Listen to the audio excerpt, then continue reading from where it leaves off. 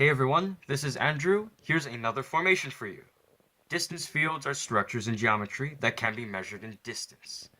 Well, in terms of distance, we have rays. In geometry, we usually have these kinds of distances between line segments. These line segments can be represented in A, B. It could be any number, but we have A and B. The distance between these 2 points, A and B, in this line segment would be n, such that n is greater than 0. We could have a distance which could be equal to 0. Theoretically, that would work, where a is b. However, it does seem a bit trivial because one point is a one point and a line segment is not a point. So probably not. Yeah, I hate to break it to you, it's pretty different in line segments. Rays are these kinds of formations. They have a point, just like the starting point, whatever it would be like to call. Vectors look very similar, and in Cartesian coordinates, yeah, that looks pretty familiar. In x, y, we have vector A. Okay, vector A, well, yeah, they have a kind of coordinate system, but we shouldn't go into that much detail yet. But the magnitude, which is like the distance between this and this point, very similar to a line segment, would be n, such that n is greater than 0. Okay. Vectors have different directions too. So this one's going northeast, probably. And in fact, that is very important for this lesson. The distance between rays, it can be denoted as the distance of s sub 0, or not s sub 0. It can also be other quantities. S sub n of A, S sub n of B. Okay, right here is the quantity, and right here is the ray. And these kinds of locations would be like the distance between something to something else. In fact, they can be commutative.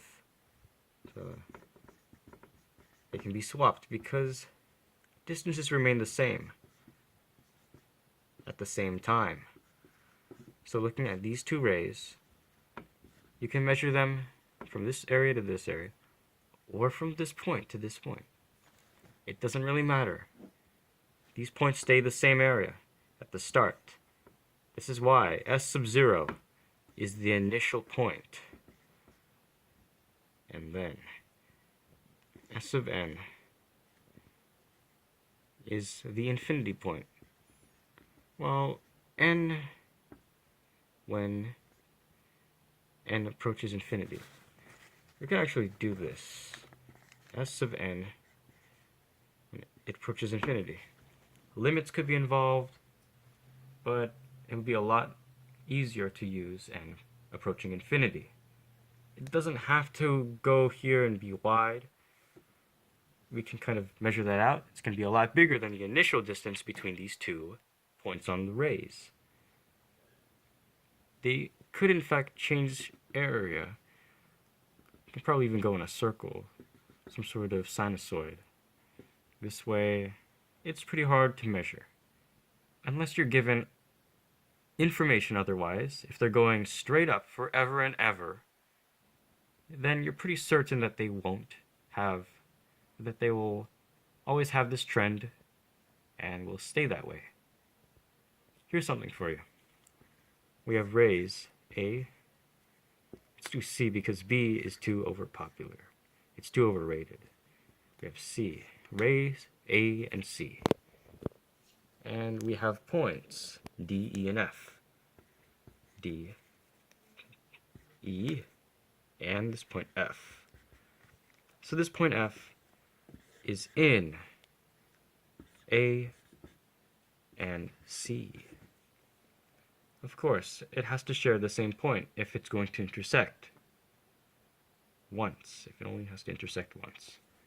Therefore, so if F is in A and C, if they're in those rays, then that means the distance between S of C. So C can be a quantity, or not C, of F. S sub F of A, S sub F of C must equal what? 0. We can use the distances if they're on the same area. This is a lot different than line segments because we're looking at the quantities of these rays. So these quantities, they connect to scalar quantities, most definitely. And something about that is pretty interesting. We can have the distance equal 0 if we want them to, if these rays intersect. A good example of direction when it comes to these rays. Let's visualize something that looks like this. One heading north, one heading south. South. We have D, we have E. Rays D and E. And as we have this, we can't just show this to our professor. We can't do that. We have to talk about the construction of these two rays. Okay, so you can construct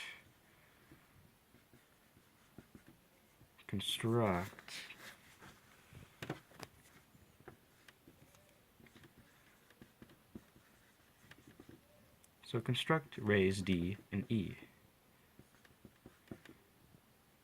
And let's see what I can do.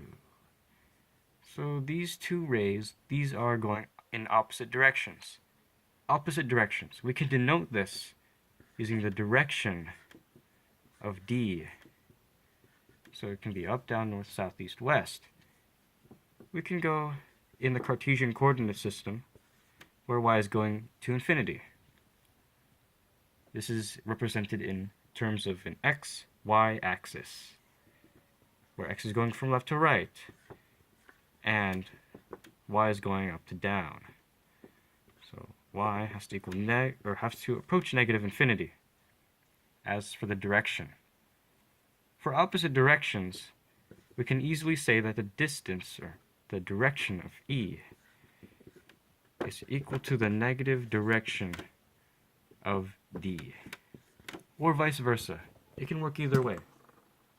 Because these directions, of course, these are opposite. And in order to know the location, in order to differentiate them between these two, of course, okay, let's just say they're colliding. This looks a lot different, but both of these rays, these pairs are in opposite directions. How do we find out which one is which? Which one is which? Of course, they're poor. They're not really poor. We can find out the position. We can use a direction going from y, approaching negative infinity. And this is the set right here. We have, well, these different points. We can call this one A and B. A and B. That's pretty much it. Thank you for watching. If you have any questions, please leave a comment.